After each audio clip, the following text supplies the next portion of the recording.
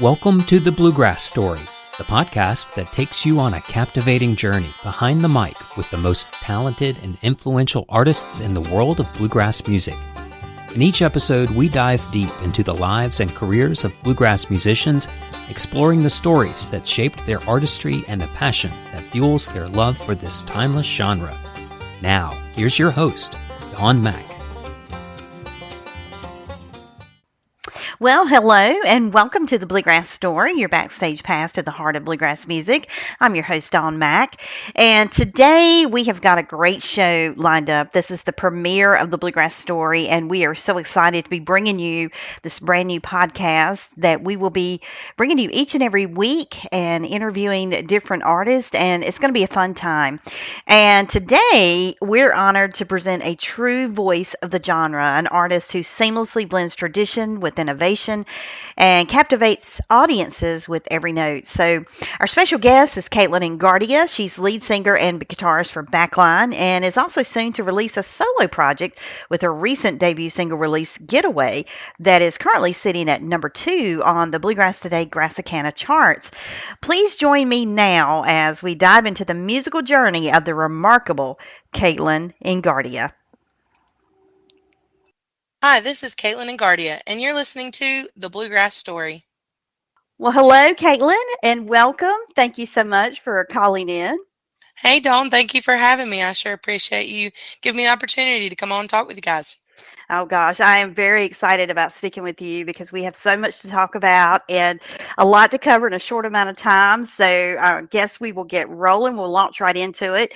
So the first question I want to ask is kind of something I always ask any and everyone I've ever interviewed because you get so many different answers. And share with me a little bit how you first got introduced to bluegrass and what inspired you to pursue a career in this genre. Oh, man. Well, bluegrass was kind of an integral part of my childhood. My dad played in a bluegrass gospel group for years, and then we would go. Our vacations were centered around bluegrass festivals, so we would go to Lincolnton, Georgia every year in May, to the Lewis Family Festival down there, and I grew up around it. And then the older that I got, my dad wanted me to play guitar. Well, I wanted to play fiddle like Allison, of course. Mm-hmm. But we had a guitar at the house, and he said, if you'll pick that up and play it, then I'll get you a fiddle, and you can learn fiddle too. And so I was not too tickled about that at first. So I started taking lessons on guitar and put it down for a little while, and then picked it back up around 10 years old and just fell in love with it. And then not long after that, really got into songwriting and moved that direction with it. But yeah, bluegrass was always a part of our playlist and our on the radio. My dad had one of those big, massive speaker sets, you know. Mm-hmm. Oh, yeah. That had the disc players and the tall, like 5-foot speakers in his barn. And every weekend we'd have bluegrass blaring, blaring out of the barn. And so, yeah, that's just kind of was, I don't know, I grew up with it. Well, you know, we're kind of dating ourselves because when you just mentioned that whole stereo thing, it took me back to my own childhood where my dad had almost an identical thing. And the speakers, the louder, the better, right? So, that's exactly right. And I can't think of anything better coming from those speakers in your barn than bluegrass music for sure. So I have a question. Does he still own that today? Yes. And it still works. And it still works. So has he blared your music through it yet? Yeah, so we actually cool. have a local radio station, WNCW 88.7, and he can pick it up, and so he plays that on Saturdays, and then every other day of the week it's whatever he can play off of his playlist or whatever. But yeah, it's still amazing. Kicking. That's amazing. You know, they just don't make things like they used to anymore. So the things from yesteryear are they last forever. I mean, you know, well, bluegrass music is deeply rooted in tradition and history, as you know. And how do you balance preserving the traditional elements while adding your own unique style and modern influences to your music? That's a great question. I think bluegrass is so versatile. And so I feel like that is a really important thing to focus on so that you keep that tradition in it, Mm-hmm. because it can be so broad as a genre, and you can see that in IBMA, right now, with roots music and Americana music and Grassicana music and things like that. But we love the traditional sound, and everyone in the band with Backline has their own unique uh, person or group that they listen to, JD Crow and New South, and those guys that they grew up with, that I grew up with. And so those traditional influences, they always shine through in some area or form, you know what I mean? Mm-hmm. And then sometimes with songs, you can try to, what's the word I'm looking for? You can try to put it in a very traditional vein, if that makes sense, intentionally. That was the word. Oh, yes, that's right. Intentionally put it in that vein so that you do get that traditional sound, but you also have a variety. And I think for us, it's what fits the song, because we do a lot of original music, and it's what fits the style, the vibe of the song, and where can we keep that drive, or that 3-4 time where we can kind of just bounce with it. And I feel like the banjo too, having a banjo that's prominent in your music really Mm-hmm. can keep that traditional sound alive, even though it's not, you know, traditional bluegrass songs Oh, yeah, that's that we true. grew up on. And, it's amazing to me, like you say, the versatility of bluegrass, how it has Mm, just evolved, even since I became involved with it back in, I don't know, the late 90s, early 2000s. And I am just mind blown every time a new song comes out, because bluegrass artists, I think, are some of the most talented on the face of the planet, hmm because you are so creative in what you're able to do, and you're not afraid to try something new and say, how can we make this work while still honoring the traditions of bluegrass music? Yeah, And somehow it always just comes together so nicely. for sure. And what's really cool about bluegrass is you have those type of bands in the circuit right now that they are. Um, I think of like Carolina Blue, just because they were some good friends of ours, as an example. Hmm. Those type of folks that were in the circuit, we have younger people coming up now that Hmm. play that type of traditional bluegrass. Like, it's new material, but it's traditional grass, Yeah. like founding fathers style. And then you have bands that like Backline, that we try to have that traditional vein, but also have a new modern flair to it. Yeah. That because it's a female vocalist, and that's different from where bluegrass started. Hmm. And then two, because of the original music, you just try to find what fits that lyric and that style of the song, and what makes it shine. And sometimes it's more traditional, and sometimes it's modern, and sometimes you can push it way out into left field. Um, Instrument with the instrumentation and things like that. But yeah, bluegrass. I think that's why I love it so much, is because it has a root, Hmm. and then it is branched and sprouted, and you have some artistic liberty there to kind Yes. of take More each song. so, I think it's in a class by itself, because more so Hmm than any other genre of music out there that tends to follow a cookie cutter format, bluegrass is never confined to that. It's never Yeah. conformed to that, and it's just still true to its roots. But it's amazing to me, all of the young people that are really gravitating towards bluegrass music, whether hmm they're picking up an instrument and learning to play and singing, or they're just enjoying the music because of something new and different that music has to offer now. For sure. Um, so I want to talk a little bit about songwriting, because you have so many titles under your name that you've written. And, bluegrass tends to be, I think, a storytelling type motif through Oh its yeah. lyrics. And how do you approach songwriting, and what themes or experiences do you draw inspiration from? Oh, I think for me, some people have an approach where they sit down every day and they say, I'm going to write a song. And that's phenomenal to me, because I'm totally different. I I have to be inspired to sit down and write one, if that makes sense. I have Mhm. to have some kind of lyric or hook line or melody that I am stuck on, and that drives me to sit down and say, what are you going to be, if that Mhm. Mhm. and so it's a little more sporadic for me. Now there are some times when I want to write and I sit down and um I take a pen and I hammer one out, if you will. But Mhm. then majority of the ones that I have in my catalog have either been from a life experience or something that I saw, maybe a film or a TV show that affected me emotionally, or that registered with me, or even a story that I've read, that the lyrics kind of form on their own in my mind, and then I sit down and kind of write out the story. So each song for me is very different. Um, it's not really a mechanical thing like where I plan it, if that makes Ye sense.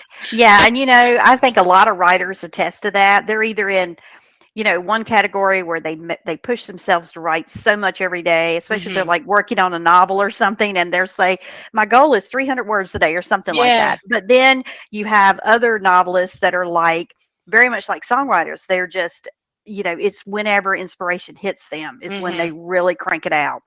And that's, I think, a lot of times better work in a way because it's spontaneous, Yeah. and it's like your writing juices are just flowing, and you've got to get it out on paper and get it all Right. composed. Right. And you can't, I mean, it's really hard to force it sometimes because it never can kind of come together the way you were hoping that it will without a lot of work. So when it can just organically happen, it's Yeah. beautiful. So I want to congratulate you on your new single, Getaway, and been waiting to talk with you about this. And Thank so, you. speaking of songwriting, I want to find out from you what was the inspiration behind the song, and what emotions or experiences did you aim to capture in its lyrics and music? Oh, okay. Well, thank you so much. And thank you for sharing the song. It means the world to me. It just last week hit number 2 on the Grassicana charts, out in the second week of being debuted. So that we're floored by that, and so grateful to all of you guys that support us and share the song. As far as inspiration for this one, it's a really special one to me. It's a little bit of a love song tribute. I'm fortunate to have a good relationship, and so this song was kind of like a love song written to him. Of course, he thinks it's gross or whatever, but um, it's a little too mushy for his style. But anyway, so I don't know. I got to thinking about time together, as busy as you get in life, and you know what I'm saying, and a lot of people I think will register with that. It's hard to find time to actually do special things together. Right. And I think that's kind of where I was with this. Like we were trying to find time to go on a date or to do this or that. Hmm. And I think I realized in that moment, like these little moments of time are just as important and special as the fancy, when we go out of town or when we travel or when we actually plan a week vacation. You know what I mean? Yeah. Oh, And yeah. so that's kind of where the inspiration came from. It was like, man, walking in the door and us just getting to sit down and eat dinner together is as special to me as going on a massive trip to a Caribbean island or something. um, Yeah. Especially in times when it's super busy. And so from there, I kind of built that storyline, if you will, of we go to the mountains and we go to the ocean and we try to relax in those ways, but that special person in your life, that friend or that spouse or whatever, can be a getaway. That time together, just driving up the road and watching the sunset or something. Nothing extravagant, but still super special. So Oh, yeah. that, that's kind of where And Getaway came from. I almost believe that sometimes the simple things of life are so much better than the extravagance, because Yeah. the extravagance, so much planning goes into it. But when you just do those little spontaneous, simple things like viewing a sunset or Hmm. doing something, and you have a really busy life with your family and you're traveling all the time with the band, and now you've got the solo career emerging. I mean, you really have to make that time. And Yeah. so, and how special that the very first release from you as a solo artist is, was written about your significant other. And I think that's just really sweet. Yeah. So now I will say at the station here, we are eagerly awaiting your upcoming bluegrass project. And Thank you. so can you give us, without giving too much away, because Hmm. I don't want any spoiler alerts or anything, but can you give us a glimpse into what is going to make this project different from, say, the previous work you've done with Backline? Yeah. Well, so this project, I was fortunate enough. Backline has been in some transitions of management and things like that, shifting parts. And so there was a moment there where I had time to kind of focus on this project. I'd been wanting to do one for a long time. Just maybe one day it'll happen, and so it just so happened I had a space of time, and the stars aligned, if you will, and the doors opened for Jeff Parton, who is a resin guitar player with Rhonda Vincent, for us to work on this project together. And I shared with him my vision for it, that I had a, some songs and that I would send him and, help me view the best ones that you feel like would go the best together on this record, and let's cut a record. Um, and so it was a different type of recording experience for me because I've always been more in the studio, hands on with the production of it, I guess, with Hmm. Backline, because we do it as a band and we work with the producer that we're with, and this was more Jeff and I and the music, the songs, seeing what best worked for them, and really leaning on Jeff to be that producer for this project. So on the project, Jeff is the producer and the engineer. He plays rezo guitar, bass, and sings harmony. Zach Arnold plays rhythm guitar and sings harmony on some. Aaron Ramsey plays mandolin guitar on the record, different tracks. And then I was honored to have Tim Crouch cut the fiddle on the entire project. Wow. So that was super exciting. A Grand Ole Opry musician. I mean, his resume is phenomenal, just as his musical career. So to have him on the record is so exciting. He does the fiddle work on Getaway as well, and then Aaron McDarris played banjo on at least one track. Hmm. And so we got a cool mix of musicians that I haven't got to work with before. So that was exciting. And then as far as the songs, I think you guys are going to get a look into my kind of what my playlist looks like Hmm. in Hmm. this record, which is really exciting for me. There's one that pays tribute to 90s country. Oh boy. So I'm really excited about that. And then there's one that pays tribute to a Patsy Cline kind of feel. So I'm going to give you that little teaser there. But 10 songs on the record, 3 are co-writes, 2 with Miss Paula Breedlove. And we love her and honored to do some work with her co-writing. And then 1 with a former bandmate, Lewis Hughes. And so there's 2 gospel numbers on the record, and then the other 7 are from my personal catalog. It sounds like it's going to be an amazing project, Caitlin. And having known you for a while and just knowing your history and how you are as a songwriter, I know it's just going to be a phenomenal project. And my goodness, you've got an all-star lineup of Yeah. musicians that are playing on this record, and that's exciting in its own right. But I love the fact that you're incorporating some old country, some classic country, Yeah. 90s, Patsy Cline. I mean, a lot of people have all kinds of opinions about today's country, and they really Hmm. do gravitate to the classic country. I mean, it's where it's at. So Yeah. I think people are going to be very excited that you're bringing that to the forefront in this project. Um, so we're going to take a moment to listen to your single Getaway now, and then after we'll come back and we'll have some more chat. All right. Sounds great.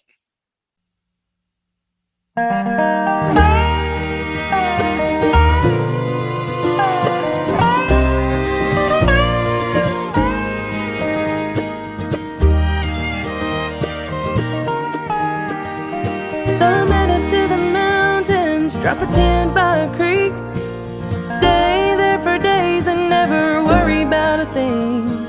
Others to the ocean with their toes in the sand, sit and watch the waves roll in and out again. But for me, there's one place that I would rather be. You're my great escape, the perfect destination where my heart retreats on a grand vacation. The highest mountain that I'm running to at the end of every day. 'Cause baby, you're my getaway.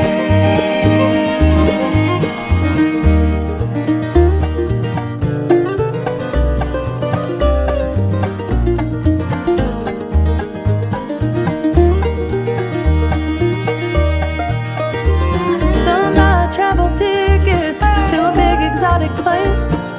Walking in our front door, all my stress melts away. 'Cause that's where you are. And I find myself in your arms. I'll take our old pickup in a field but under road. Sit and watch the sunset, listen to the radio, laugh and talk a while. On our own secluded isle. You're my great escape, the perfect destination where my heart retreats on a grand vacation. The highest mountain that I'm running to at the end of every day. 'Cause baby, you're my getaway.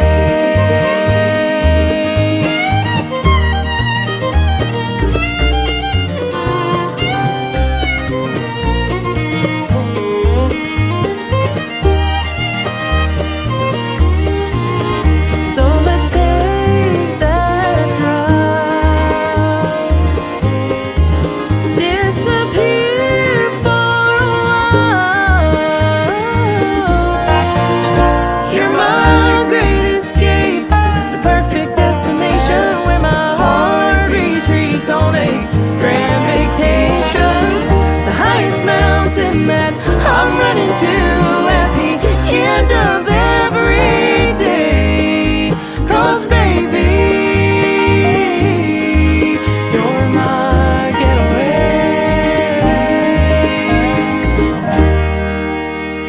So, as the lead vocalist and guitarist for Backline, you have showcased incredible talent and passion for bluegrass music, as we have already touched on. So, can you share with us if there are any exciting projects or plans that Backline has in the works moving forward, especially with the recent changes within the band? Yeah, absolutely. So, just in the last couple of months, the other founding member of Backline, Travis Tucker, stepped away due to family things and kind of taken over the role with management of the band on my end. And the band now, we have Alex Hampton doing dobro with us and going to be carrying on with dobro and vocals. He's a young guy from out of our local area. And then Jacob Connor playing the mandolin, singing vocals from out of Conover, North Carolina. And then we have Chris Williamson on the bass out of Homer, Georgia, Zachary Carter out of Packlet, South Carolina, and Clint White out of Salem Town. No, that was a record. Salem, North Carolina. They're real close. That's exactly right. That's He's exactly out of right. Winston-Salem. Yeah. Salem Town. Look, I'm here in North Carolina, and we commonly refer to it as Salem Town. So you're not wrong. There's no wrong answer in that way. Well, we'll take it then. There you go. There you go. But that's the band lineup right now, and yeah, we have some really cool stuff happening with Backline. Super excited about it, especially at the end of 2023, moving into 2024. We're working on finalizing an album of the last lineup of Backline. So it's going to have Mylon Williams on it, Travis Tucker on it. And then we're hoping to go into the studio by the end of 2023 or the beginning of 2024 with this new lineup of Backline and bring new music for the new year. And then also in September, we will be at the IBMA, International Bluegrass Association, Ramble, World of Bluegrass Ramble. Wow. And so we are showcase artists for the IBMA Ramble this year, and we'll be there the last week of September. And so we are super excited about that and getting to showcase that and hopefully have some new music on the merch table, new merch lineups. We're working on that right now. So we got a lot of things going for Backline. And, some people ask, like, are you stepping away from Backline? I was like, no, very much involved.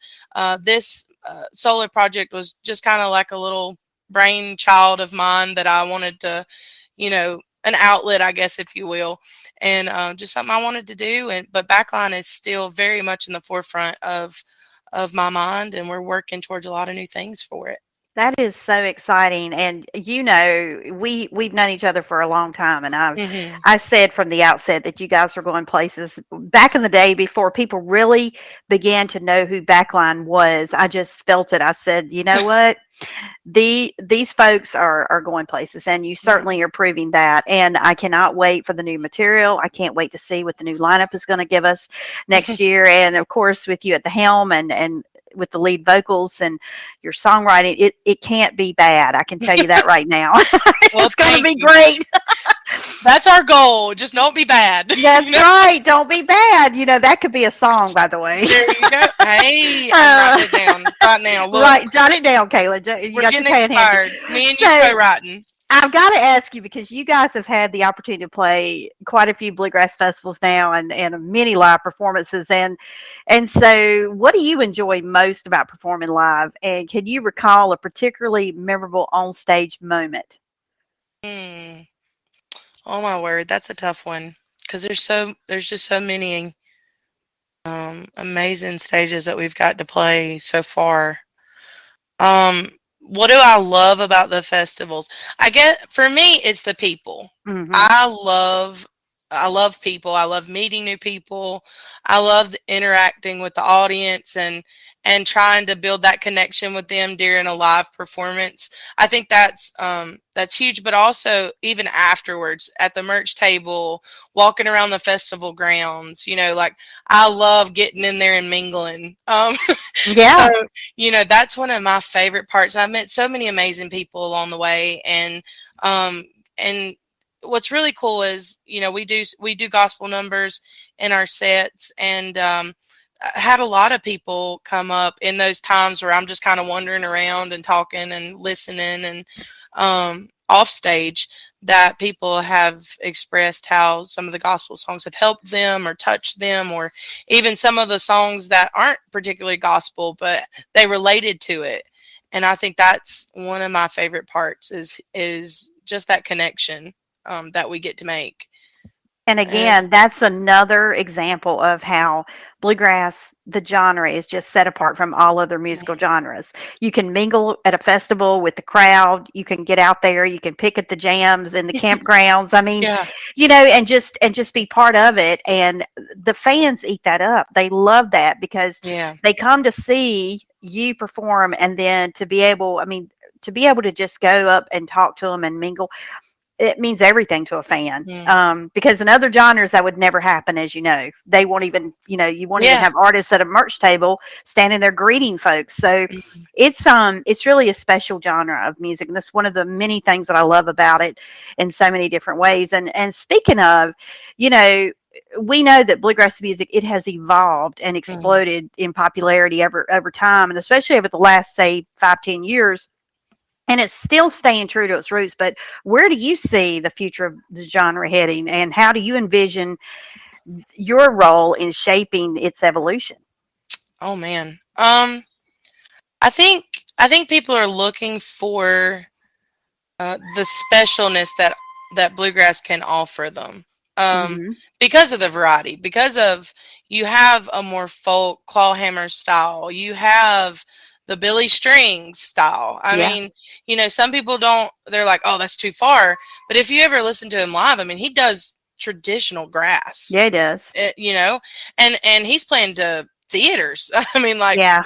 thousands upon thousands of people. And then you also have that we stay true. We have bands that stay true to the core of bluegrass and to the Bill Monroe sound and the Flat and Scruggs sound. And I think it's just going to keep growing. I feel like for me, I want to help build and keep bluegrass alive. Even if it's not a huge part, even if I don't ever play to thousands and thousands, just the honor to be a part of the genre and to keep it alive for my kids and for Oh, yeah. Kids that or people that are my age or younger than me, or and watching it grow and becoming that filling the empty void that people are looking for in today's modern music. Because we have, like you said, bluegrass can pull towards the country, the old style country. It can also pull towards the traditional grass and be very modern and be very eclectic. And I just want to be a part of it in any way I can be and just keep it moving. But I also want to be true to myself and true to what music I can create and what I can bring to the table. Because, having the diversity of all of the artists in the genre right now being who they are and their sound and their style, I think it's doing bluegrass a great service. It is. And, bluegrass, I think, has grown to the point that now it has something to offer every type of music fan out there. And a lot of bluegrass artists, one of the things that I love of the many in this genre is a lot of bluegrass artists are starting to cover like songs from the 80s and and 90s, and they're kind of turning it in, it's putting the bluegrass spin on it. And I tell you, Katelyn, more times than not, as much as I like the original versions, I listen to the bluegrass version, I go, oh my gosh, it's just amazing how much better it sounds. And I think it's because bluegrass music is so organic and there's no bells and whistles and this, that, and the next. And it's just true, sheer talent, coming through. And so it just kind of recreates that song and makes it new all over again. And then you look at the magic of Billy Strings, who has gone out here and he's doing great things, and look at all the attention that this genre is getting because of him and all the young people that it's drawing in. So, again, it has really grown by leaps and bounds. And, we have great artists like you to thank, as well as Backline, for all of your contributions, because without you, I mean, it just would not be the genre that it is. I think you guys are doing some great things, and I'm really excited to see what's going to happen next for you as a solo artist, but also with your band. And Thank you. And I will definitely be there for it. So I don't want to take up too much of your time, but before we wrap, I've got a fun little 5-question lightning round to give listeners a chance to kind of know a little bit about you, but nothing personal or anything. It's just fun stuff. And we always call it a 5-question lightning round, but it kind of turns into something else. So anyway, we'll just roll with it. I'm ready. All right. So the first question is, who is your dream collaboration? Oh, it used to be Allison. I mean, it still is Allison Krauss, obviously, female vocalist or whatever. But I would love, and I know John, so he'll probably hear this eventually, but I would love to do a collaboration with John Metter. I think he is one of the most talented and unique voices, male vocalists, that is in bluegrass music right now. And as a songwriter, I try to take notes. Oh yeah. Because he's phenomenal at what he does, and Authentic Unlimited is just blowing up, and their style, they're holding to that dual feel, but they're unique in their own way. And man, I would love to do a collaboration with John. Yeah. And well, let's make that happen, shall we? I mean, I just think you heard it here first, folks. Let's make it happen, There we go. All right. What is your favorite food? Oh, favorite food, Mexican, hands down, for sure. What's your favorite song or movie? Ooh, you're gonna laugh at me. I love McClintock. That is not funny. That's great. I mean, that's an awesome movie. It's hilarious. Me and my sister, it's our favorite movie. We quote every line from it that we could possibly quote in the most perfect or not perfect moments. It doesn't matter. I love that movie. Favorite song? Oh goodness. That's so hard. That's a hard one for It me. is a hard I one. don't know. I couldn't pick just one. I couldn't either. My playlist is so broad too. Right. I'm I all like over the all place. kinds of music, and I like something in every genre just about. And it would really be hard. I mean, I have a couple of favorites, all-time favorites, but even still, it's not just one song. Yes. So I'll that's why tell I you said one. favorite song or movie, because I said the favorite song. You can't. Most people can't pick just one favorite song. You know, I'll tell you one I'm stuck on right now, if that's Uh-huh. okay. Yeah. So one that we keep playing a lot on my playlist, it's right in the beginning, is Chasing Indigo by Carly Airwood. Yes. Yes. Yes. And so I have that. We've been playing that one a good bit here recently this week, but it'll change. It'll change eventually because I get stuck on a song and then I listen to it over and over and over again. And then I'll get stuck on another one and listen to it over and over and over. I'm same. I'm Yeah. the same way. I mean, when a song is that good and you don't get tired of hearing it, then Yeah. you know it's a keeper, right? So, and it's the Exactly kind of right. when you have a song like that, you'll listen to it for a while and then you come back to it again and you're stuck on it again. So Yep. it never gets old, right? Nope. That's That's what exactly makes it right. a favorite. All right. So, what is your favorite holiday or season of the year? Ooh, holiday or season? Um, let's see. I love Christmas. Mm-hmm. I mean, I just love going and doing all the Christmas stuff, going and taking the kids to see the lights and you know, all that good stuff. We used to go skiing every year, so that was one of my favorite things. Um, what was the other part of it? Or what's your Lost favorite it. season of the year? Season of the year. I love spring or summer. Spring because of bass fishing. Mm-hmm. It's just the best time to go bass fishing in the spring. But I love summer too. I love going to the lake. I'm a big water duck, so I Mm-hmm. love swimming and and fishing and all that stuff. So I guess I would say summer and Christmas. Well, there you go. And last but not least, do you prefer the beach or the mountains? Ooh, I don't know. I don't. Okay, so I used to prefer the beach. We've always gone to the lake, so the beach was something different for us. You know, Mm-hmm. we'd always gone boating at the lake. And then when I had kids and realized that the ocean can sweep them away and Oh, it's yeah. not the same as letting them jump in the lake and just swim in a minute, That's right.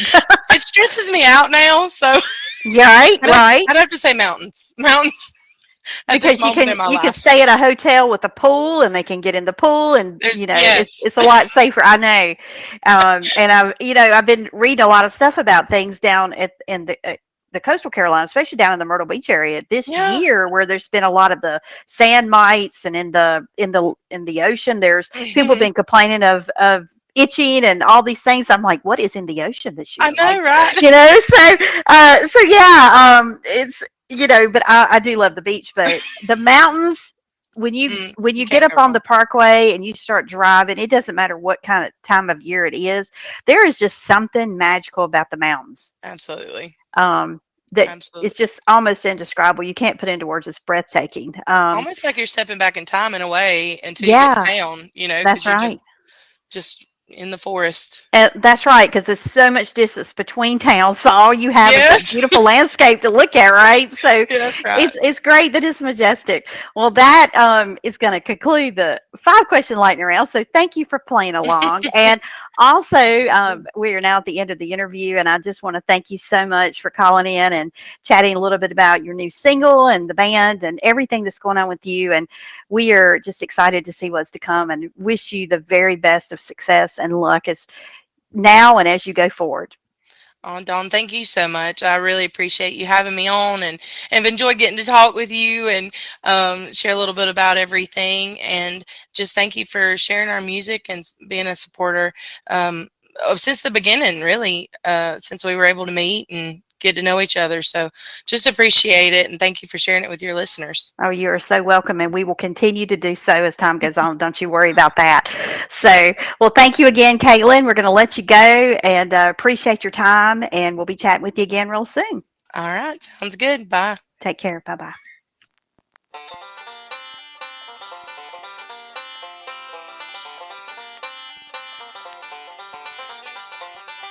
You've been listening to The Bluegrass Story, a production of BluegrassPlanetRadio.com. We hope you've enjoyed this insightful journey into the world of bluegrass music and its captivating stories. Remember, you can tune in to The Bluegrass Story anytime, on demand, on all major streaming platforms. Keep the bluegrass spirit alive, and thank you for joining us.